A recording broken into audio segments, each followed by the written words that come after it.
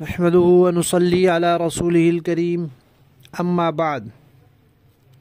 ترجمے والے قرآن پاک کا صفحہ نمبر 994، 27واں پارہ، سورہ رحمان، تیسرا رکوع، آیت نمبر 46 تا 55۔ اعوذ باللہ من الشیطان الرجیم، بسم اللہ الرحمن الرحیم۔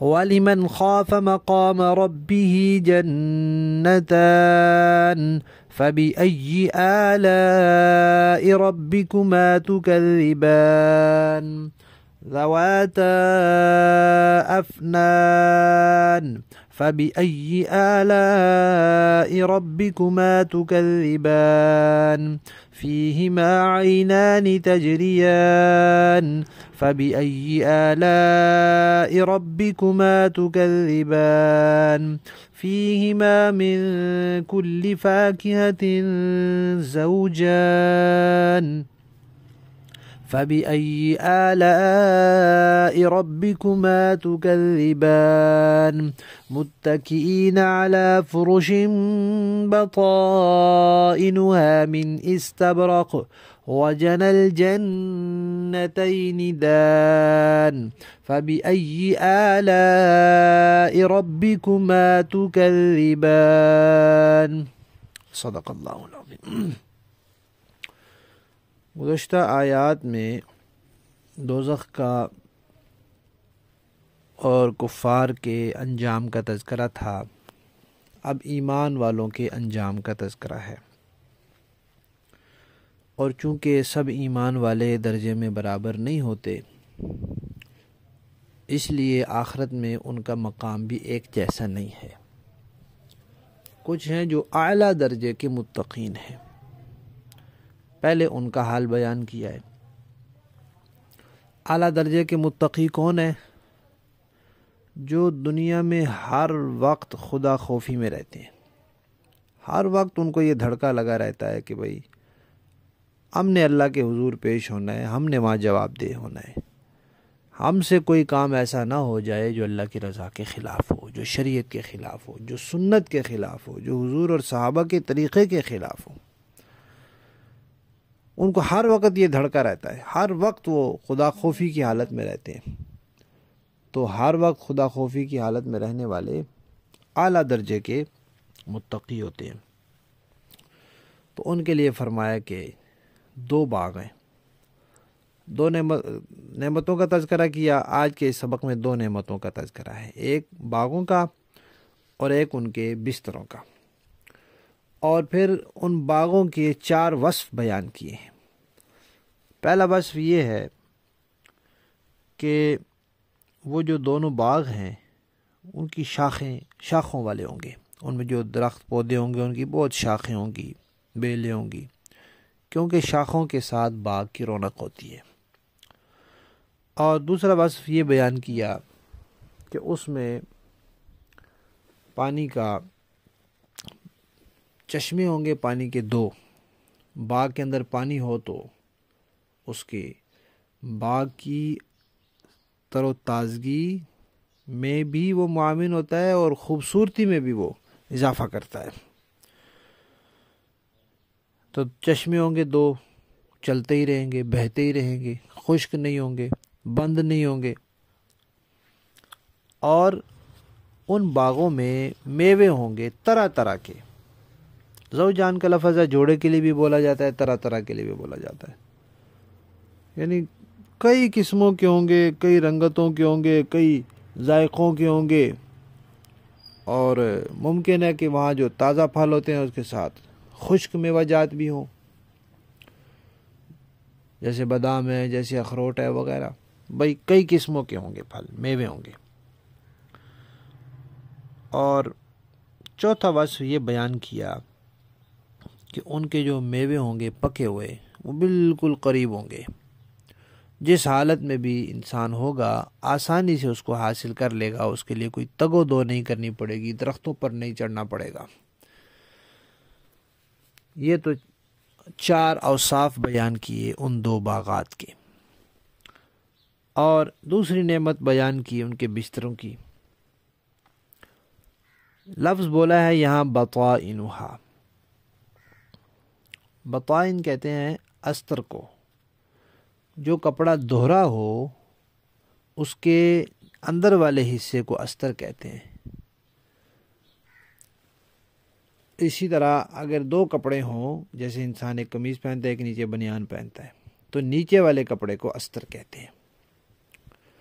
تو فرمایا کہ ان کے نیچے والا جو کپڑا ہوگا، استر جو ہوگا، وہ موٹے اور زبردست قسم کے ریشم کا ہوگا۔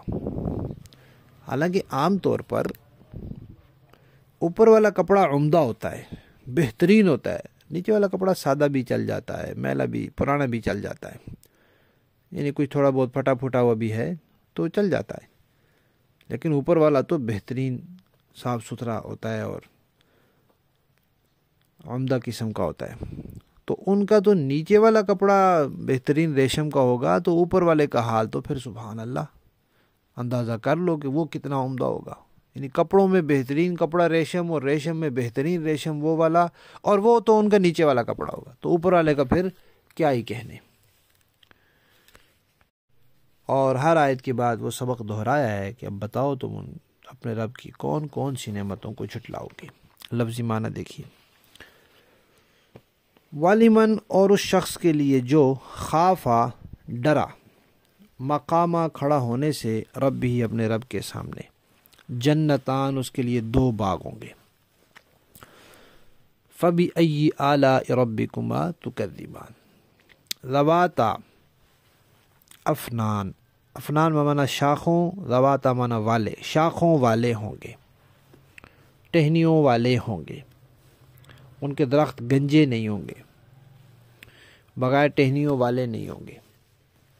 فَبِأَيِّ آلَاءِ رَبِّكُمَا تُكَذِّبَانِ، فیہما، ان دونوں باغات میں، عینانی، دو چشمے ہوں گے، تجریانی، جو بہتے رہیں گے، چلتے رہیں گے۔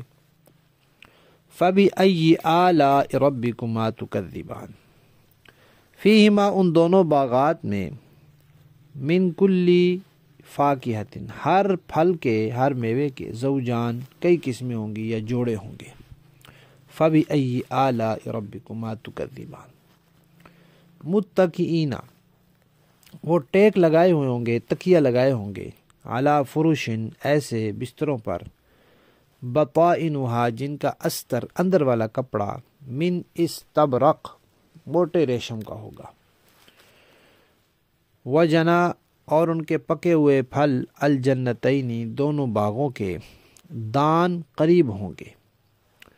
فَبِأَيِّ آلَاءِ رَبِّكُمَا تُكَذِّبَانِ، با محاورہ دیکھیں جی۔ وَلِمَنْ خَافَ مَقَامَ رَبِّهِ جَنَّتَانِ، اور جو شخص دنیا میں اپنے پروردگار کے سامنے کھڑا ہونے سے ڈرتا تھا، اس کے لیے دو باغ ہوں گے۔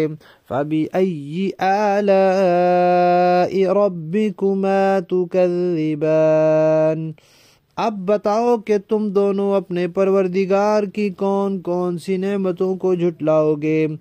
ذواتا افنان، دونوں باغ شاخوں سے بھرے ہوں گے۔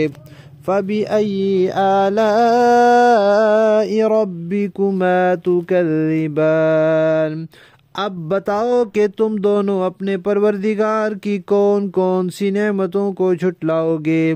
فِيهِمَا عَيْنَانِ تَجْرِيَانِ، انہی دو باغوں میں دو چشمے بہہ رہے ہوں گے۔ فَبِأَيِّ آلَاءِ رَبِّكُمَا تُكَذِّبَانِ، اب بتاؤ کہ تم دونوں اپنے پروردگار کی کون کون سی نعمتوں کو جھٹلاؤ گے۔ فِيهِمَا مِن كُلِّ فَاكِهَةٍ زَوْجَانِ، ان دونوں باغوں میں ہر پھل کے دو دو جوڑے ہوں گے۔ فَبِأَيِّ آلَاءِ رَبِّكُمَا تُكَذِّبَانِ، اب بتاؤ کہ تم دونوں اپنے پروردگار کی کون کون سی نعمتوں کو جھٹلاؤ گے۔ متكئين على فرش بطائنها من استبرق وجنى الجنتين دان. وہ جنتی لوگ ایسے فرشوں پر تکیے لگائے ہوئے ہوں گے جن کے استر دبیز ریشم کے ہوں گے اور دونوں باغوں کے پھل جھکے پڑ رہے ہوں گے. فَبِأَيِّ آلَاءِ رَبِّكُمَا تُكَذِّبَانِ. اب بتاؤ کہ تم دونوں اپنے پروردگار کی کون کون سی نعمتوں کو جھٹلاؤ گے. صدق اللہ.